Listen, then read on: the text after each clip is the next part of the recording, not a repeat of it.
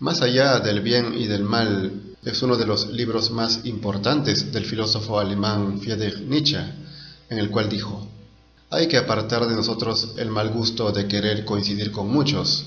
Bueno no es ya bueno cuando el vecino toma esa palabra en su boca. ¿Y cómo podría existir un bien común? La expresión se contradice a sí misma. Lo que puede ser común tiene siempre poco valor. En última instancia, las cosas tienen que ser tal como son, y tal como han sido siempre. Las grandes cosas están reservadas a los grandes, los abismos a los profundos, las delicadezas y estremecimientos a los sutiles, y en general, y dicho brevemente, todo lo raro a los raros.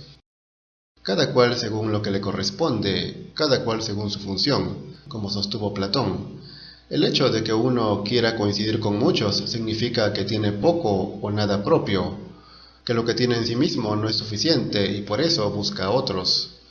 Claro fue Baltasar Gracián: no te dejes llevar por el gusto. Gran sabio es el que se cuida de preferir lo que prefieren los muchos. Demasiados aplausos de la gente no satisfacen al hombre cuidadoso. La idea de que lo bueno y lo mejor es poco viene de Platón. Mediante Aristóteles sentenció que el bien no abunda, y precisamente por eso es una cosa hermosa y laudable. Es decir, si el bien abundara o cualquiera lo pudiese poseer, entonces dejaría de ser algo grande y estimable y se volvería común y fácil, pues todo lo que abunda, que está en todas partes y lo puede obtener cualquiera, suele tener poco valor, como Gracián afirmó. No consiste la perfección en la cantidad, sino en la calidad. Todo lo muy bueno ha sido siempre poco y raro. No se valora mucho lo que existe en abundancia. Otra máxima antiquísima también dice que el bien es uno solo y muchos son los males. Esto fue dicho por varios antiguos sabios. Por otro lado, si lo que abunda tiene poco valor, lo que es cualidad de todos, lo que iguala a todos o los hace semejantes, también vale poco. Dice: niveladores es lo que son esos falsamente llamados espíritus libres, como esclavos elocuentes y plumíferos que son del gusto democrático y de sus ideas modernas. Todos ellos son hombres carentes de soledad propia, torpes y bravos mozos a los que no se les debe negar ni valor ni costumbres respetables, solo que son cabalmente gente no libre y ridículamente superficial, sobre todo en su tendencia básica a considerar que las formas de la vieja sociedad existente hasta hoy son más o menos la causa de toda miseria y fracaso humanos. Aquí se refiere no solo a los progresistas, sino también a los liberales. De hecho, Nietzsche repudiaba más esa palabra liberal, que para él equivalía a mediocridad. La palabra más digna para designar lo mediocre es, como se sabe, la palabra liberal. Esa gente respetable que tanto se jacta de tener estudios, de ser culta y civilizada, que cree que lo sabe todo, o que al menos sabe más que el resto, y esto es lo peor, que cree ser mejor que los antiguos sabios. Esas personas sueñan con un mundo perfecto, con la igualdad. Todos pueden ser felices, todos valen lo mismo. Por eso dicen creer en la democracia, pero solo en la imitación de la democracia, o en su remedio, pues la democracia de verdad solo hubo en la antigua Grecia, cuando el pueblo se reunía en la plaza y votaba en público, no en secreto. Y aún así Sócrates, Platón y Aristóteles la despreciaron. El ser humano que se valore un poco, que tenga algo propio y que tenga conciencia o que aspire a ella, no puede ser democrático ni igualitario. Esto es para la gente vacía, sin contenido o algo propio de su alma que lo distinga del resto. Estas personas no pueden estar solas, porque no tienen nada, su valía está en su relación con los demás. Les conviene creer en la democracia, eso les hace creer que tienen valor, como si su voto contara. Continúa: a lo que ellos querrían aspirar con todas sus fuerzas es a la universal y verde felicidad, prado del rebaño, libre de peligro, repleta de bienestar y de facilidad de vivir para todo el mundo. Sus dos canciones y doctrinas más repetidamente canturreadas se llaman igualdad de derechos y compasión con todo lo que sufre, y el sufrimiento mismo es considerado por ellos como algo que hay que eliminar. Esto es precisamente lo grave de esta creencia, que pretenden eliminar el dolor, como si eso fuera posible. Los antiguos ya nos dijeron que el dolor es inevitable, e incluso es muy necesario sufrir para aprender en la vida. Sin el dolor solo queda el placer, y el placer no sirve para hacerse fuerte, a no ser rechazándolo, como declaró el divino Platón. Con el placer viene el engreimiento, el ensoberbecimiento, la vanidad, el mundo de ensueño, ese facilismo que hace que se quiera tener todo regalado, sin esfuerzo, sin sufrimiento, derechos, hechos a la medida de todos, que nivelen a todos, que les asegure a todos que pueden entregarse a lo peor de sí mismos. Bien claro dijo una pensadora, lo que casi todos los pueblos ansían es un mundo seguro, un mundo en el que cualquiera puede entregarse a sus vanos placeres. Esa seguridad es a la que aspiran, tanto los liberales cuanto los progresistas. Esa es su soñada felicidad.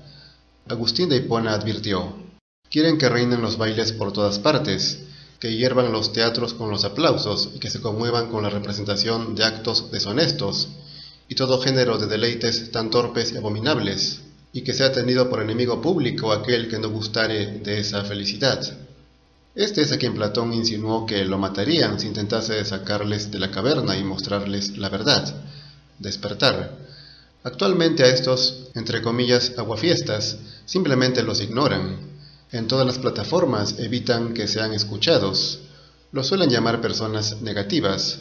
Son negativas porque dicen la verdad y son críticas, porque se dan cuenta que la sociedad degenera y entonces van contra esa corriente para que no fluya tan rápido la decadencia.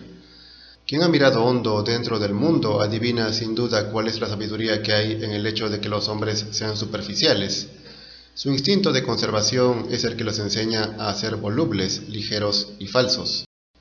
Por otro lado, Nietzsche relaciona esta degeneración con la religión. Sobre todo cuando empezó, hace 2 siglos, dijo: la fe cristiana es desde el principio sacrificio, sacrificio de toda libertad, de todo orgullo, de toda autocerteza del espíritu, a la vez sometimiento y escarnio de sí mismo, mutilación de sí mismo. Hay crueldad y hay fenicismo religioso en esa fe, exigida una conciencia reblandecida, compleja y muy mimada.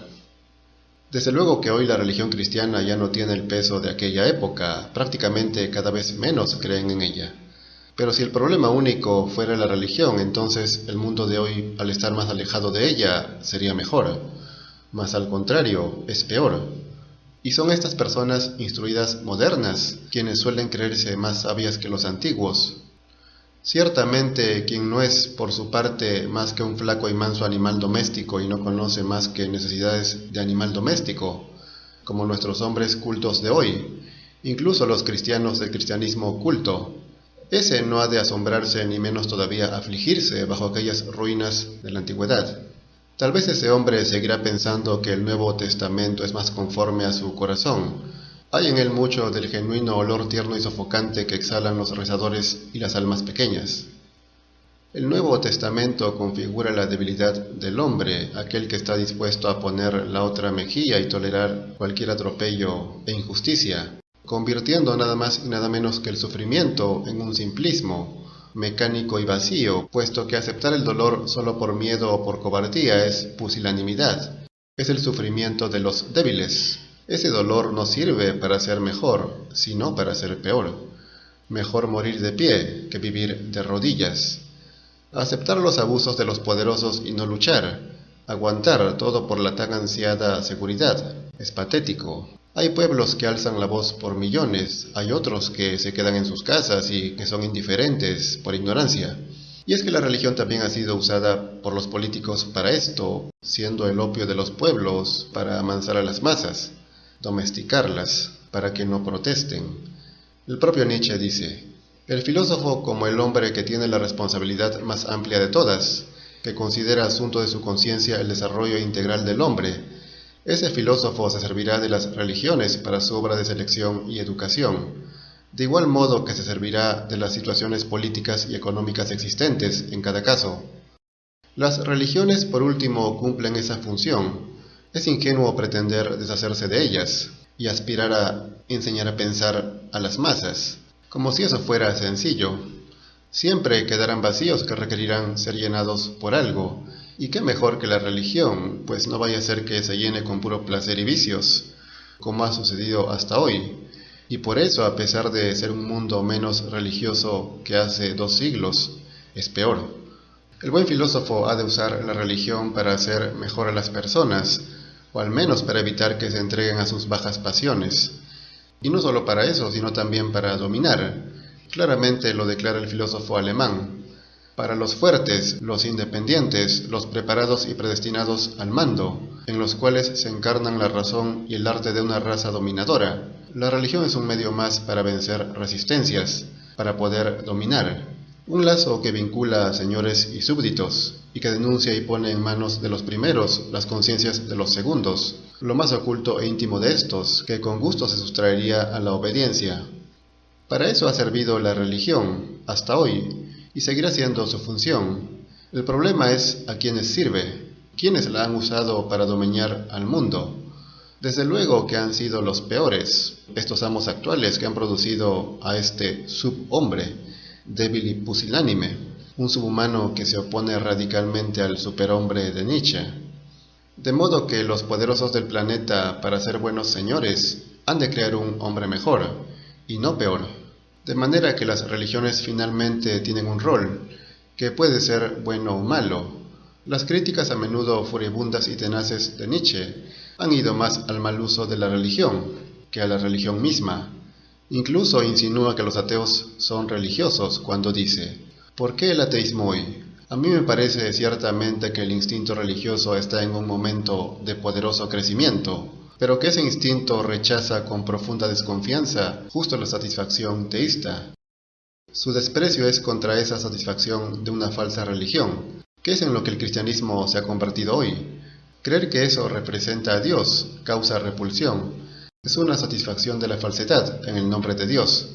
Así pues, los ateos, a lo menos los del siglo XIX, resultan ser religiosos en el sentido de que repudian la religión como farsa, que ha servido para debilitar al hombre en vez de hacerlo mejor. Además asegura que la filosofía moderna, por ser un escepticismo gnoseológico, es, de manera oculta o declarada, anticristiana, aunque en modo alguno sea antirreligiosa. Queda dicho esto para los oídos más sutiles. ¿Queda alguna duda? Sabemos que esos oídos sutiles no son muchos, pues la mayoría sigue creyendo que Nietzsche fue un antirreligioso, un anticristo, incluso promotor de inmoralidad y vicios, un degenerado. A lo menos en su doctrina queda claro que no era antirreligioso, aunque sí se podría decir que era anticristiano, puesto que despreciaba la filosofía cristiana del Nuevo Testamento. Mas había otras religiones que no le eran indiferentes, como las orientales, de modo que el problema no es la religión, sino aquella religión, el mal uso de ella u otras.